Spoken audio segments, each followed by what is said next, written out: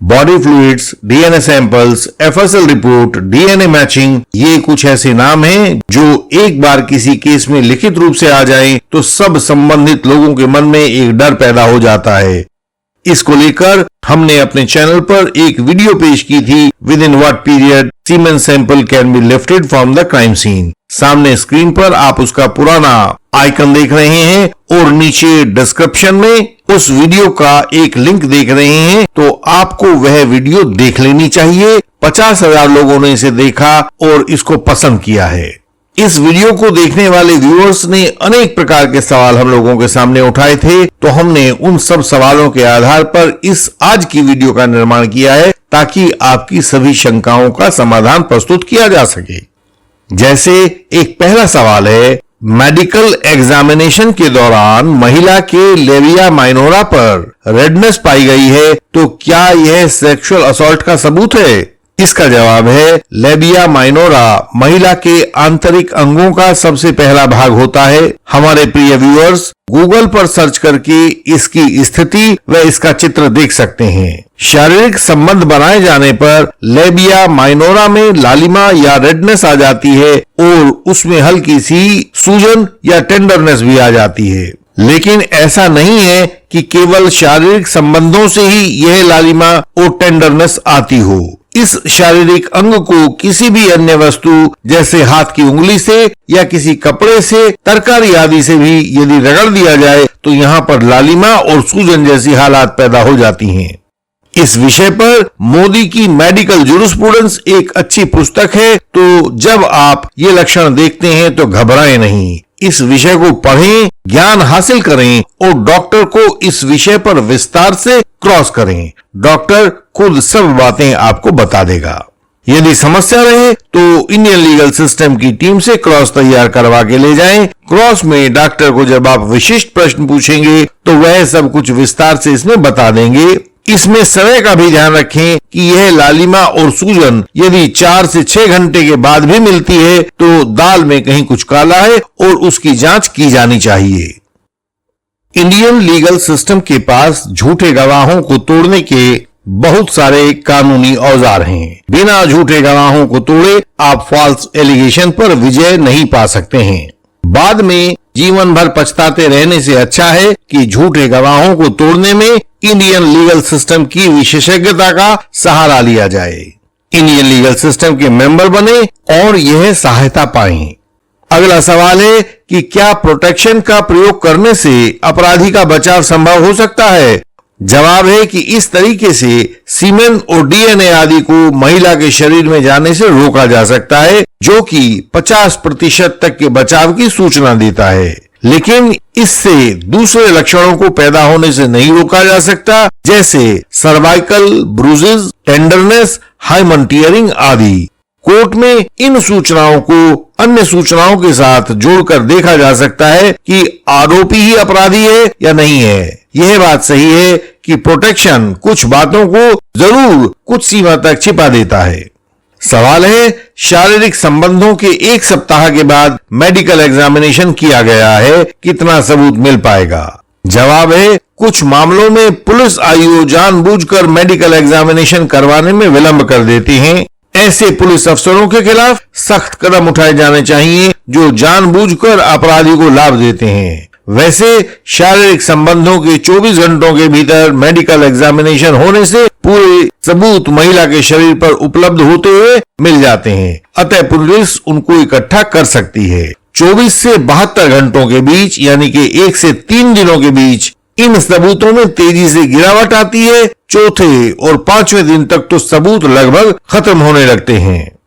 लेकिन शारीरिक संबंध के बाद यदि महिला 1 सप्ताह तक भी स्नान ना करे, उन अंगों को ना धोए, तो सीमेन सड़ चुका होगा। उसमें से डीएनए प्राप्त करना लगभग असंभव हो जाएगा। लेकिन यदि संबंधों के दौरान कपड़ों पर सीमेन लग गया होगा, किसी दीवार पर लग गया होगा या किसी भी ऐसी सतह पर लग गया होगा पलंग के पास जो सूखा रहता है, गीला नहीं रहा होगा, तो वह डीएनए अनेक वर्षों तक भी उस कपड़े पर या उस सरफेस पर प्राप्त किया जा सकता है।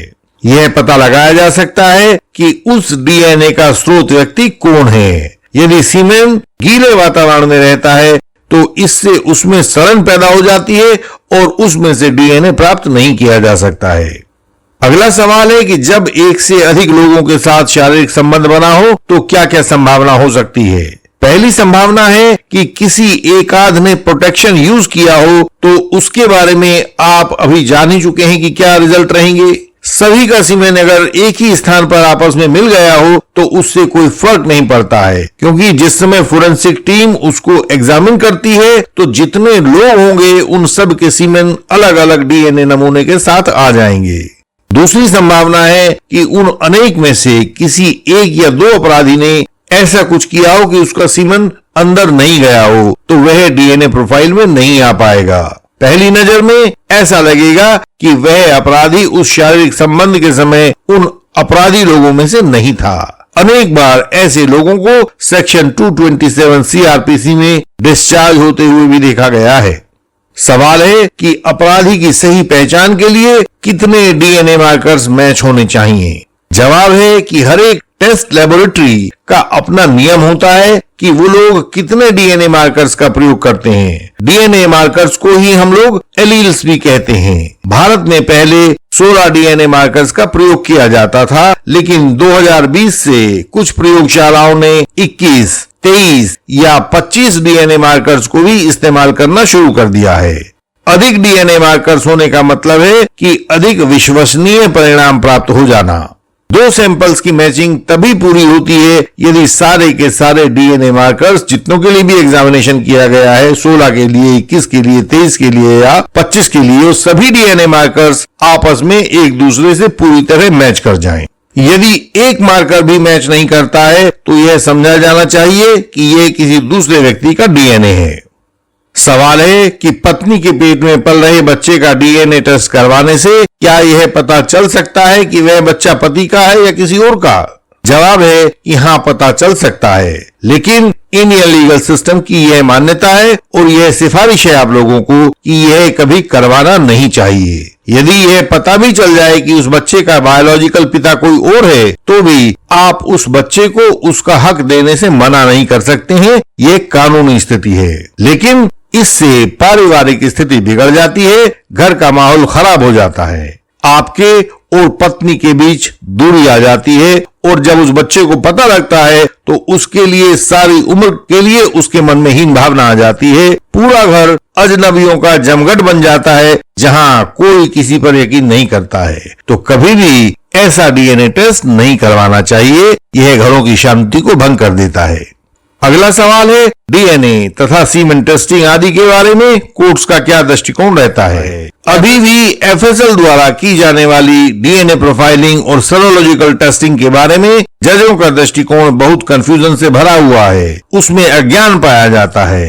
एफएसएल रिपोर्ट को देखते ही जज लोग मूक बधिर बन जाते हैं और उसे स्वीकार करने के लिए बड़े लालायित रहते हैं, जबकि एफएसएल रिपोर्ट्स एक बहुत बड़े और व्यापक घपले का क्षेत्र है। अपने क्रॉस के दौरान हमने देखा है कि मझोले स्तर की बौद्धिकता और नैतिकता वाले लोग अदालतों में जज के गुरु बन जाते हैं। कई अदालतों में सेशंस जज स्तर के लोग सेक्शन 293 सीआरपीसी के आवेदन को खारिज कर रहे हैं। अनेक हाई कोर्ट्स का ऐसे जजों पर कोई नियंत्रण नहीं हुआ है, तो कोर्ट्स में ऐसे जजों के द्वारा यह अन्याय किया जा रहा है। अंतिम बात सब व्यूअर्स से है कि यदि आपके केसेस में ऐसा हो कि एफएसएल रिपोर्ट को देखकर सेशंस जज गांधारी के पुत्र बनकर आंखों पर पट्टी बांध लें, तो चुप ना रहा जाए। हाई कोर्ट या सुप्रीम कोर्ट तक उस आवाज को जरूर उठाया जाए, ताकि इन ऊपर वाली अदालतों को आम केस भुगतने वाले लोगों की पीड़ा का आभास हो। इस सिस्टम को अधिक साफ और प्रभावशाली बनाना हम सबका दायित्व है, इससे पीछे ना हटें। ये हमारा सिस्टम है, इसको किसी के द्वारा खराब ना किया जाने देगा। जिन एडवोकेट्स को अपने केसेस में मुश्किलें आ रही हो, क्रॉस ना बन पा रहा हो, पता नहीं हो कि क्या एप्लीकेशन लगाई जाए, किस स्टेज पर क्या क्या किया जाए, ताकि विजयश्री आपको ही चुने, तो हमसे परामर्श कर सकते हैं। परस्पर चर्चा से ज्ञान बढ़ता है। इस चैनल की हर एक वीडियो में सब कानूनी मुश्किलों से बचने के रास्ते सुझाए गए हैं, एडवोकेसी के बेहतरीन गुर बताए गए हैं, वकालत के दांवपेच सिखाए गए हैं। यह जानकारी हमारी वेबसाइट indianlegalsystem.org पर आपकी सरल भाषा में दी गई है। आप उसे पढ़ें और जानकारी प्राप्त करें। हमसे जानने, मिलने, पूछने के लिए व्हाट्सएप मैसेज करें ताकि वहां से आगे की राह खुल सके। हम आपसे अगली वीडियोस में भी ऐसे ही मिलते रहेंगे। तब तक प्रणाम।